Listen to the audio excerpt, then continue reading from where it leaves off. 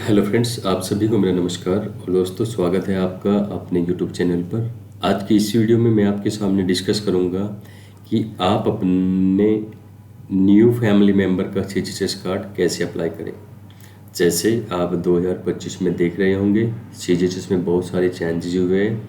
जैसे आप अगर फर्स्ट टाइम अप्लाई करना चाहते हैं तो आपको ऑनलाइन करना पड़ेगा। अगर आप रिन्यू कराना चाहते हैं तो भी आपको ऑनलाइन करना पड़ेगा अप्लाई, सीजीएचएस की वेबसाइट पे जाके। चलिए फिर जान लेते हैं कि एडिशन का क्या प्रोसेस है। एडिशन में आपको ऑफलाइन एप्लीकेशन देना है या ऑनलाइन एप्लीकेशन देना है, ठीक है। और एप्लीकेशन के साथ में क्या सपोर्टिव डॉक्यूमेंट लगेंगे उन सबको भी जान लेते हैं, ठीक है। तो बने रहिए आज के इस वीडियो में, ठीक है। तो सबसे पहले देख लेते हैं कि डॉक्यूमेंट्स क्या क्या लगेंगे। How to add new family members for CGHS facility in 2025, ठीक है। चलते हैं नेक्स्ट स्लाइड पे। सबसे पहले आपको क्या करना पड़ेगा, गूगल में टाइप कर लेना सीजीएचएस एडिशन फॉर्म, या वो आप आपकी ऑफिस में से भी मिल सकता है आपको। तो सीजीएचएस एडिशन फॉर्म आपको लेना पड़ेगा। एडिशन फॉर्म पे यहाँ पे डिटेल फिल करके यहाँ पे फैमिली मेंबर का फ़ोटो पेस्ट कर देना।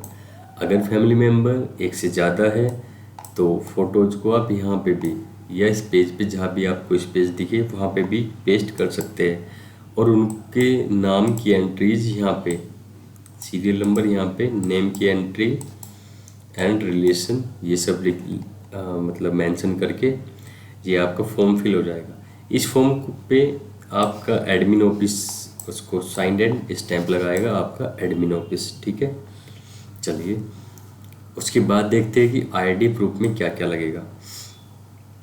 आईडी प्रूफ में a valid government ID with marriage certificate in case spouse, ठीक है। अगर मान के चलो आपकी हाल फिलहाल में शादी हुई है और आप अपने स्पाउस को, either you are a female government servant or a mail government servant, ठीक है।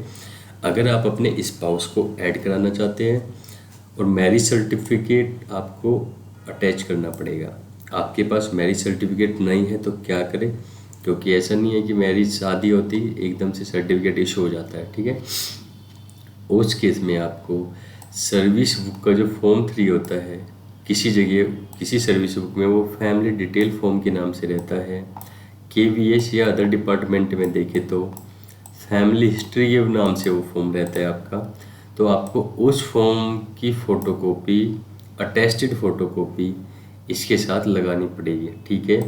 आपको अपने एक स्पाउस का एक वैलिड गवर्नमेंट आईडी, लाइक आधार कार्ड हो सकता है, वो पैन कार्ड हो सकता है, वो वोटर आईडी हो सकती है। अगर वो किसी डिपार्टमेंट में वर्किंग है तो उनका डिपार्टमेंटल आई कार्ड भी हो सकता है, ठीक है। चलिए ठीक है। और ठीक है, या किसी भी गवर्नमेंट आईडी में, जैसे आधार कार्ड में वाइप ऑफ करके रहता है, तो इस तरीके का अगर आपके पास कोई वैलिड डॉक्यूमेंट है तो उसको भी आप अटैच कर सकते हैं, ठीक है। अगर आपको न्यूबॉर्न बेबी का बनवाना है तो उसके साथ में आपको, ठीक है, ये एक पॉइंट हो गया डिस्कस। अब मैं इस पॉइंट की बात करता हूँ, ठीक है। आपको अपने न्यूली बॉर्न बेबी का एडिशन कराना है तो ये डॉक्यूमेंट रहेगा, वही एडिशन का फॉर्म जो हमने यहाँ पे देखा, एडिशन फॉर्म हो गया। इसके बाद बेबी के केस में ओनली उनका बर्थ सर्टिफिकेट लगेगा बच्चे का, ठीक है। और अगर आप अपने पेरेंट्स को ऐड कराना चाहते हैं, पेरेंट्स को या पेरेंट्स इन लॉज को आप ऐड कराना चाहते हैं, ठीक है, उस केस में क्या क्या लगेगा देख लीजिएगा। उस केस में पेरेंट्स का आईडी प्रूफ तो हो ही गया, उनकी आईडीज हो गई, सर्विस बुक का फॉर्म 3 हो गया, ये वाली चीज़ें, सर्विस बुक फॉर्म 3। उसमें क्या कराना पड़ेगा आपको, सर्विस बुक के फॉर्म 3 में आपको डिपेंडेंसी मेंशन करानी पड़ेगी, ठीक है। सर्विस बुक के फॉर्म 3 में आपको डिपेंडेंसी मेंशन करानी पड़ेगी रिमार्क्स में कि डिपेंडेंट है, ठीक है। अदरवाइज स्टार लगा के serial number this and this are dependent on government servant या गवर्नमेंट ऑफिसर। ठीक है, चाइल्ड का मैंने आपको बता दिया, और ये मैंने बता दिया कि मैरिज सर्टिफिकेट लगेगा। उसके बाद और क्या क्या डॉक्यूमेंट लगेंगे, उसके बाद आपको copy of latest salary slip attach करनी पड़ेगी। ये ध्यान रखना कि जो वो सैलरी स्लिप है वो 3 महीने से ज़्यादा पुरानी ना हो। सबसे बेस्ट है आप लास्ट महीने की सैलरी स्लिप अटैच कर दीजिए, सबसे बढ़िया है, जिसमें सीजर्स का कॉन्ट्रीब्यूशन हो। ठीक है, अच्छा, नेक्स्ट डॉक्यूमेंट क्या लगेगा, गवर्नमेंट सर्वेंट है जो, उनका सीजर्स कार्ड की फ़ोटोकॉपी लगेगी। ठीक है, नेक्स्ट डॉक्यूमेंट में होगा forwarding from office. Office application को हमेशा फॉरवर्ड करके देता है। ठीक है, सर्विस के केस में ऑफिस आपका एप्लीकेशन फॉरवर्ड करके देते हैं। कुछ जगह उसको कवरिंग लेटर बोलते हैं, कुछ जगह फॉरवर्डिंग लेटर, तो वो आपको वो भी अटैच करनी पड़ेगी। ठीक है, उसके बाद एड्रेस प्रूफ आपको देना पड़ेगा। या तो आप उस पेपर पे जो एडिशन का फॉर्म दे रहे हो आप एड्रेस मेंशन कर दीजिए, अदरवाइज आपको एक मतलब एड्रेस प्रूफ का भी आपको देना पड़ेगा। अगर आप गवर्नमेंट अकोमोडेशन में रहते हैं तो आपको अलॉटमेंट लेटर की कॉपी आप लगा सकते हैं, इलेक्ट्रिसिटी बिल लगा सकते हैं।